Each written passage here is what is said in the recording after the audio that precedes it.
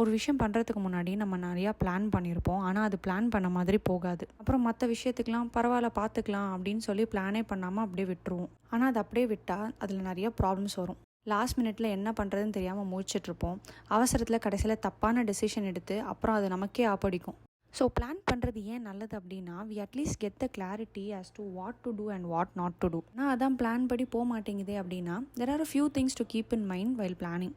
First thing, ஓவராக plan பண்ணக்கூடாது. Minute by minute இது தான் பண்ண போகிறேன்னு பிளான் பண்ணுறது வேஸ்ட்டு. அது நம்ம கண்டிப்பாக பண்ண மாட்டோம். பட் இந்த டே ஒரு வீக்குள்ளே இந்த டாஸ்க்லாம் முடிப்போம் அப்படின்னு சொல்லி லிஸ்ட் பண்ணி வச்சுக்கலாம். Second one, set achievable targets. உங்களால் ஒரு நாளைக்கு 5 டாஸ்க் தான் கம்ப்ளீட் பண்ண முடியும்னு தோணுச்சுன்னா 5 டாஸ்க் தான் வைக்கணும். Don't over estimate your self and keep 6 to 7 task per day. Keep buffer time. உங்களால் ஒரு வேலையை 1 டேக்குள்ளே முடிக்க முடியும் அப்படின்னா 2 days அப்படின்னு எஸ்டிமேட் போட்டுக்கோங்க. இட் ஆல்சோ டிபெண்ட்ஸ் ஆன் உங்களுக்கு தெரிஞ்ச வேலையா தெரியாத வேலைனா you can extend up to 3 to 4 days. ஒரு சுச்சுவேஷன் எப்படி வேணாலும் மாறலாம். So it's better to keep buffer time. So remember these 3 things while you're planning something. உங்கள் பிளான் சொதப்பினாலும் அதை கேட்சப் பண்ணுறதுக்கு ஈஸியாக இருக்கும்.